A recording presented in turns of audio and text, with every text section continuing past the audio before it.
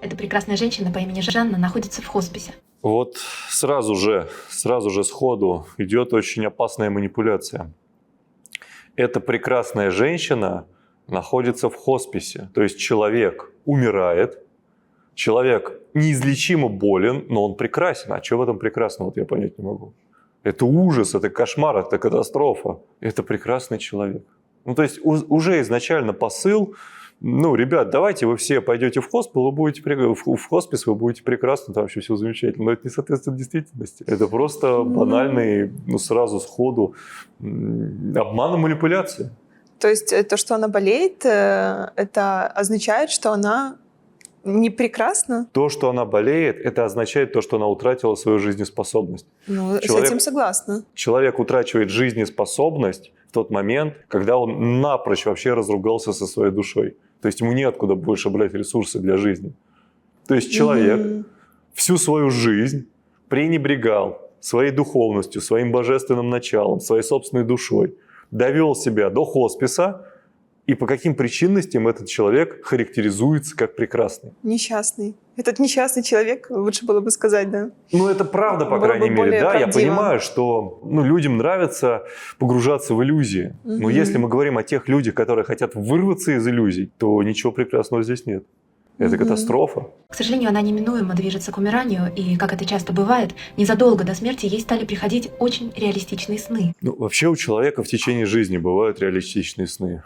Их довольно много, и для этого не надо совершенно умирать. И в течение жизни люди видят и своих родственников, и своих родных, близких, и всякое разное, несуразное. Давай говорить сейчас про то, что они видят видения, потому что я смотрела еще похожие ролики, и там прямо они видели людей. То есть вот человек лежит с открытыми глазами и видит, как к нему там подходит кто-то из умерших. Такие как фантомные явления. Вот смотри, сразу же в этот момент.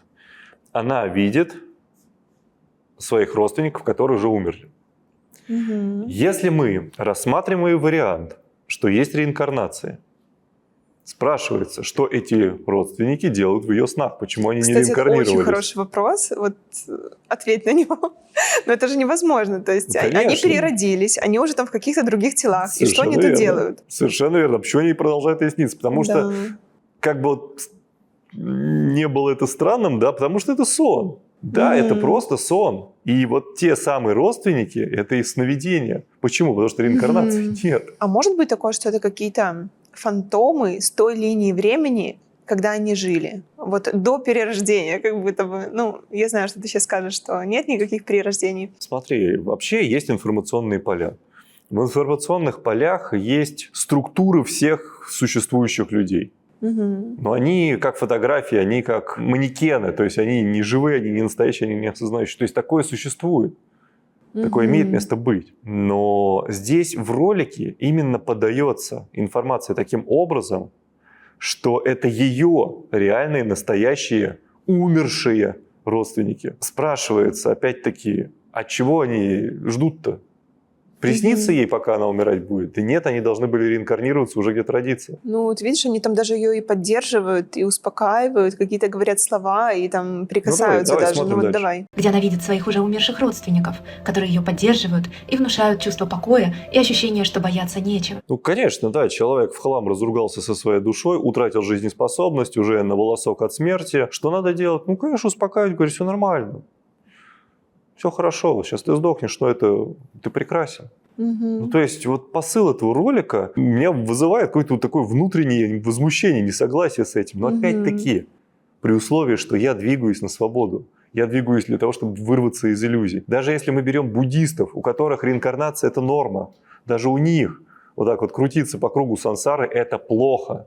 Но здесь посыл такой, что это хорошо. То есть этот ролик, мало того, что он по содержанию крайне неточен, крайне ошибочен, так он еще и не дает возможности человеку, попавшему в эту ситуацию, вырываться из нее, начать как-то, двигаться, пробуждаться, сопротивляться этим процессам, с душой своей договариваться. Кстати, а как ты считаешь, можно ли вот из такого состояния, в котором находится эта женщина, выбраться, находясь в такой ситуации ужасной, на грани уже смерти? Да, можно. Работая с собой, да? Каким образом? То есть понятно, что на физике там уже мало чего можно исправить.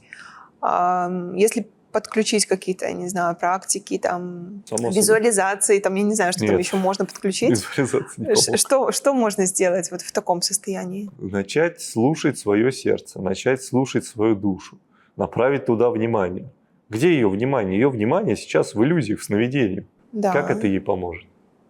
Ну вот расшифруй, ты говоришь, услышать свою душу, направить Да. туда внимание. Это что? Вот буквально. Буквально у нас в сердце буквально находится душа. И вот, например, у католиков, если посмотреть их изображение Иисуса Христа, там все вот отображено, как оно есть. То есть стоит Иисус, и у него из сердца такого разноцветного, разных цветов идут лучи. Прямо из сердца. Христианство, католицизм. Мгм. Пожалуйста. Я говорю, у вас душа находится в сердце. Да, у нас Мгм. другие термины. В моей традиции это бинду в сердце, через который ты дотягиваешься до своего божества в сердце. Мгм. Ну, какая разница? Ну, поменяйте слово божество в сердце на слово душа. Это же одно и то же. Хорошо. И что в этот момент происходит? Вот человек заглянул в себя. В этот момент происходит любовь.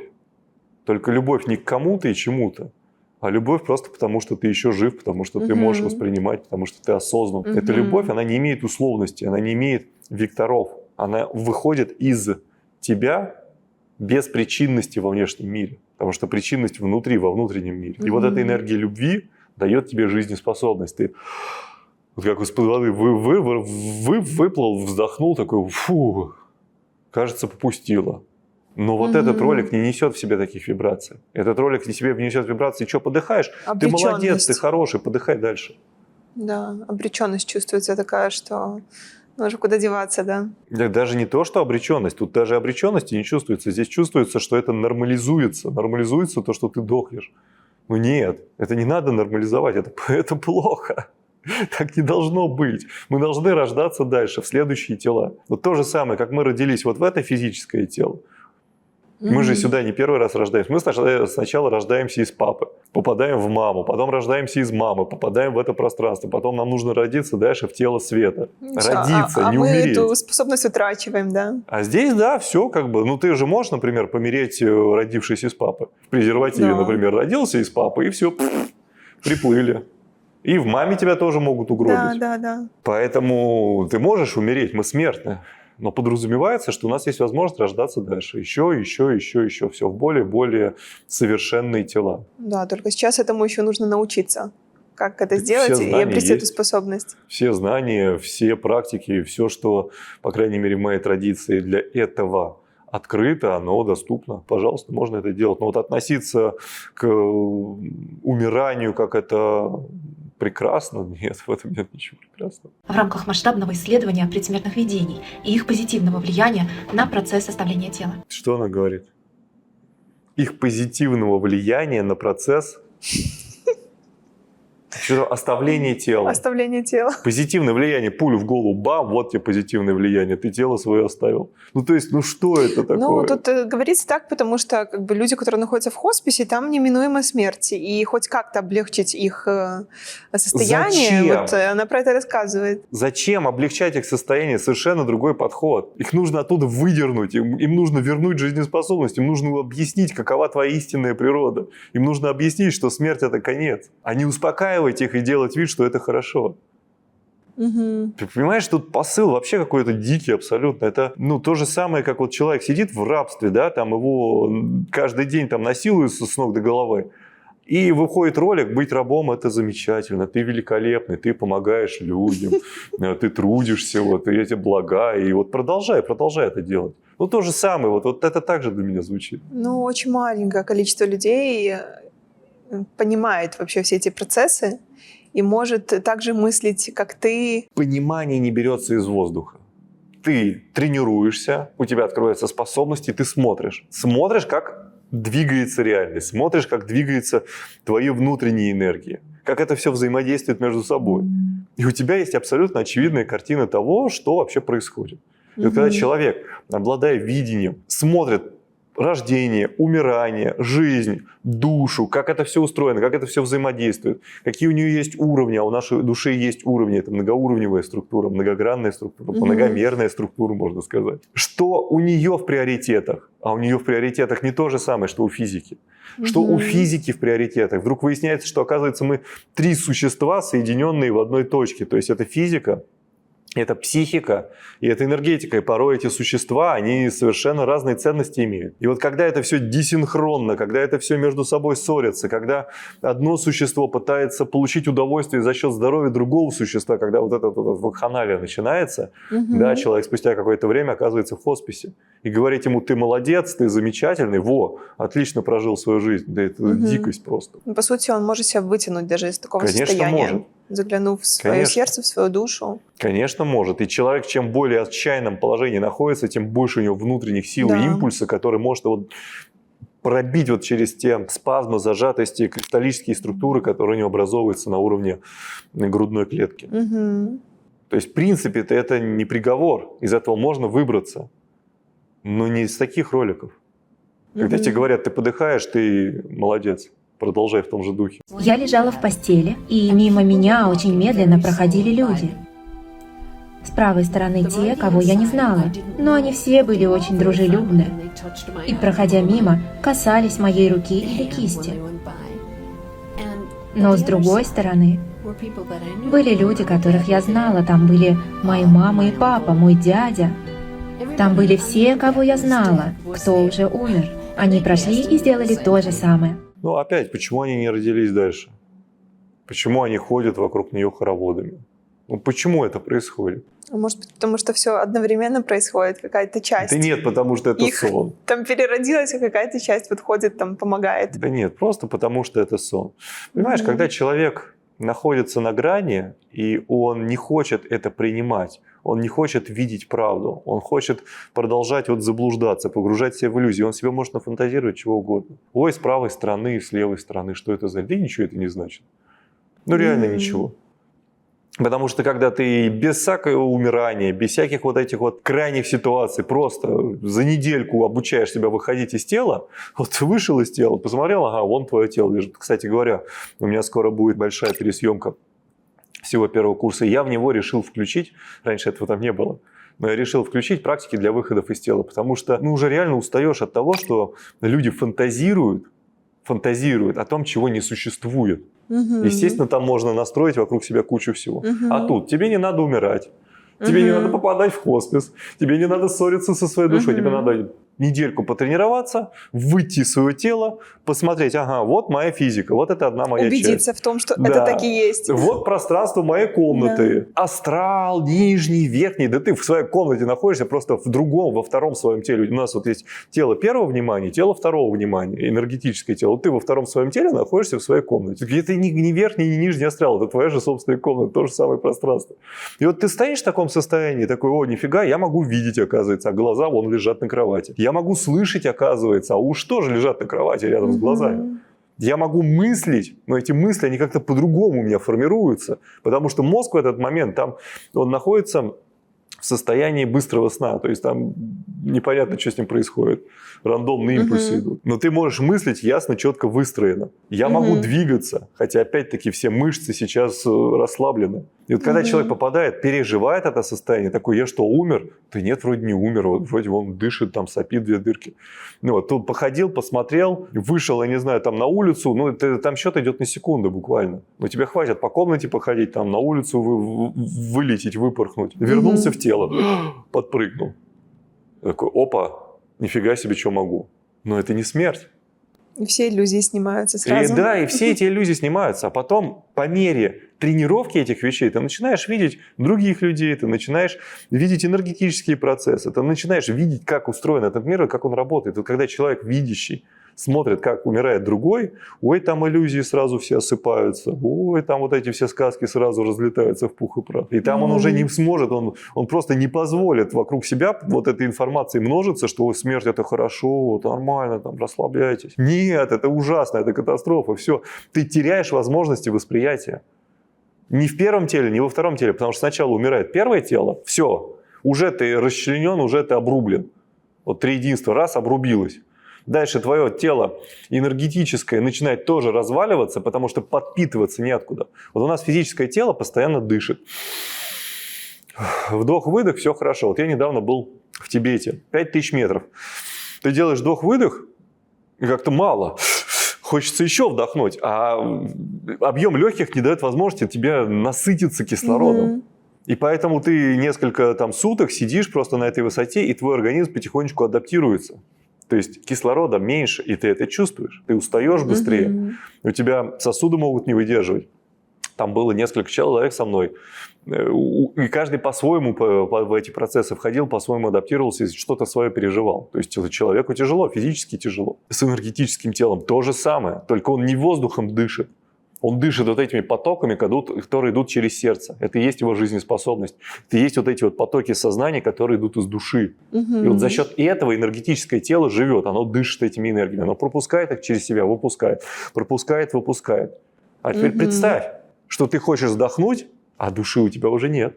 Все. Вот этот вот канал связи оборван. Вот это смерть. Поэтому то, что они здесь из этих вот розовых красок наводят, вот даже посмотреть на сам ролик, нет. Все не так. Продолжаем. Я думала, что это хороший сон. Но, боже мой, я помню каждую частичку их лиц. Я имею в виду, что это были мои мама и папа, дядя и мой зять. В последнее время я чаще вижу свою мать. Что вы чувствуете, когда видите ее? О, это замечательное чувство.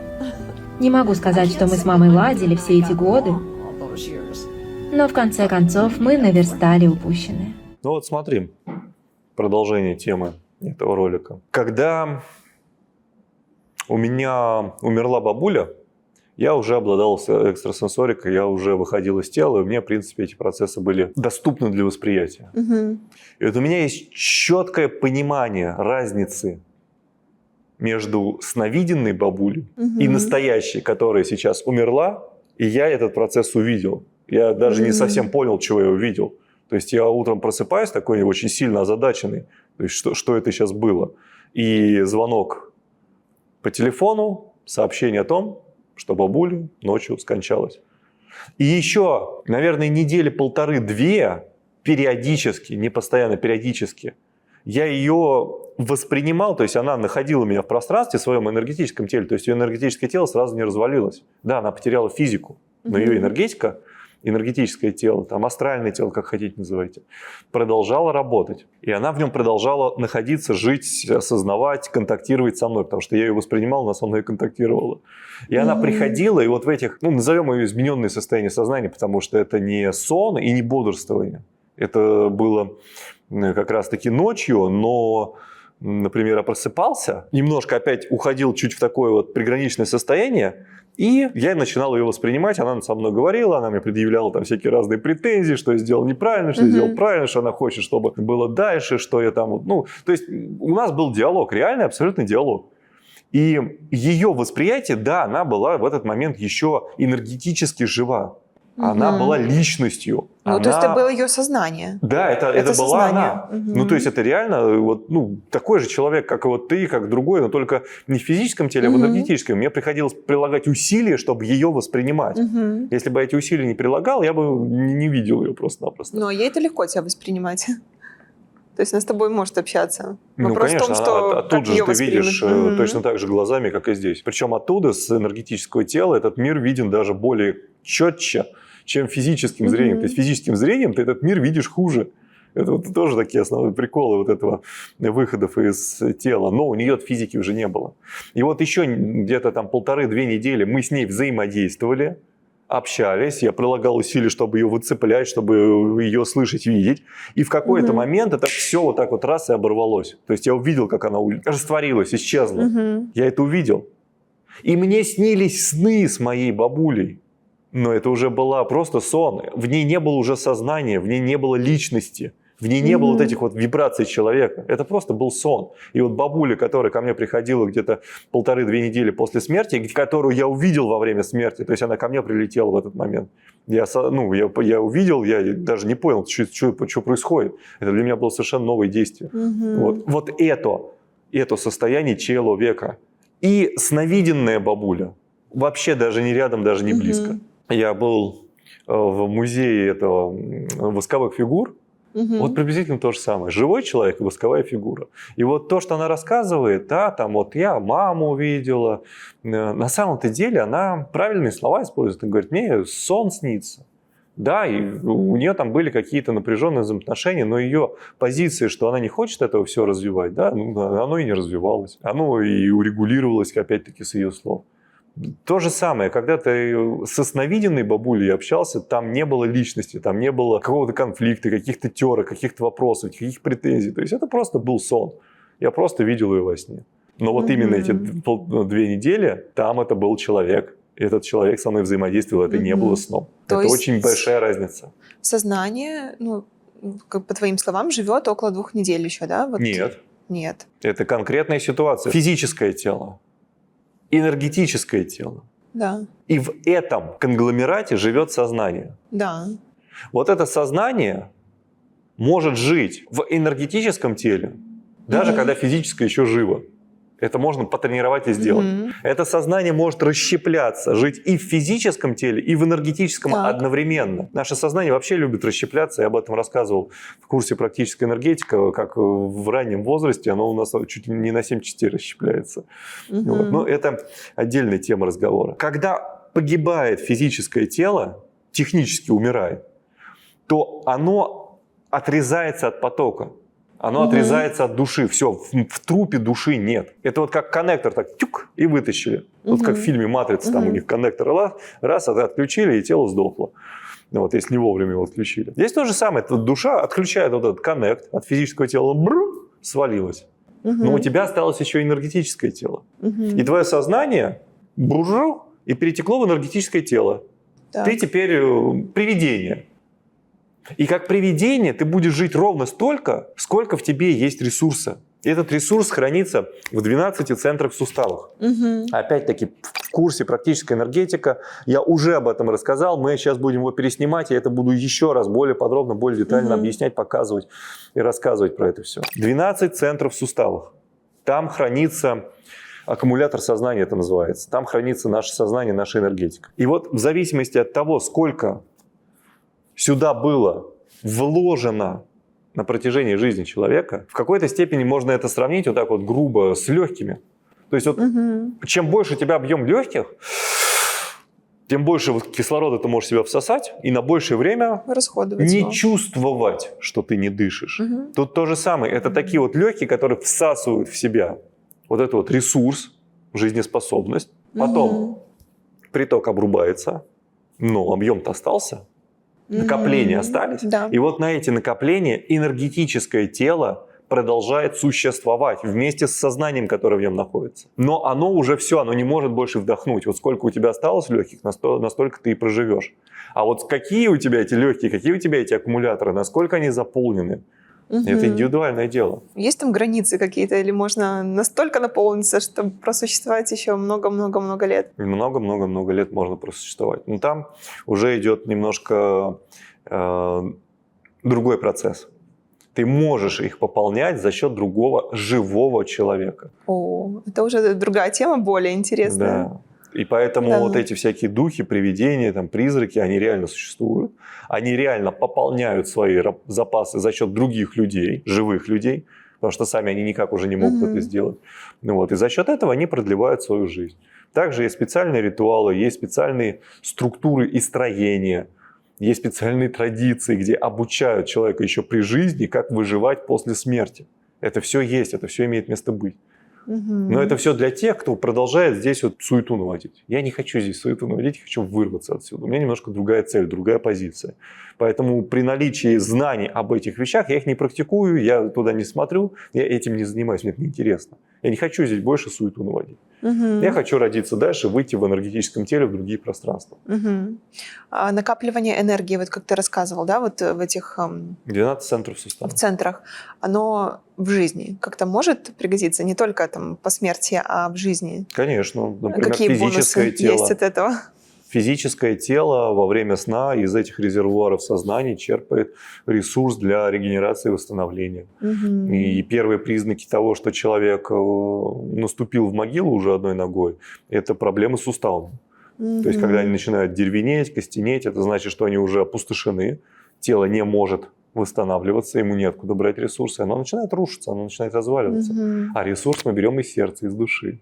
Поэтому если человек ссорится со своей душой, ресурса начинает втекать мало. Если потребление этого ресурса продолжает быть большим, постоянным, это как родник, да, который наполняет какую-то реку. Если родник пересох, река обмелеет, ничего ты с этим не сделаешь. Это то же самое. Если вот этот родничок под названием огонь в сердце, под названием божество в сердце, под названием душа, если пересох, если в тебе больше нет любви, в тебе нет жизнеспособности, твое тело увядает. И все. И ничего прекрасного в этом нет. Друзья, уже в июле будет перезапись курса Антона «Практическая энергетика». Это первая ступень. У вас есть возможность вступить на этот путь уже в июле. Все ссылки мы оставляем под этим видео. Больше половины своей жизни я потратил на постижение этих знаний. За моими плечами 5 лет психологического института. За моими плечами разработки в области высокочастотных, высоковольтных устройств, лабораторные работы, создание техники и устройств, которыми занимался Тесла на современной элементной базе. За моими плечами невероятный путь поиска мастера в итоге, который привел меня в традиции, где я получил именно то, что я так долго все это время искал. Те знания, которыми я обладаю, позволяют быть эффективным в любой сфере жизни, достигать любых целей, ставить самые немыслимые для себя задачи и решать их. Потому что это знание про энергию. Энергия первичнее нашей личности, первичнее физического мира. Умение взаимодействовать с ней, чувствовать себя там как рыба в воде, двигать ее, осознавать, высвобождать, разжигать, позволяет быть эффективным во всем, всегда и везде. Множество лет я преподавал, я показывал людям эти знания. Мой опыт рос, качество преподавания менялось. И сейчас, на сегодняшний день, буквально за 1 час я сделаю так, что ты откроешь свои внутренние силы. Переходи по ссылкам в описании и забирай это в дар.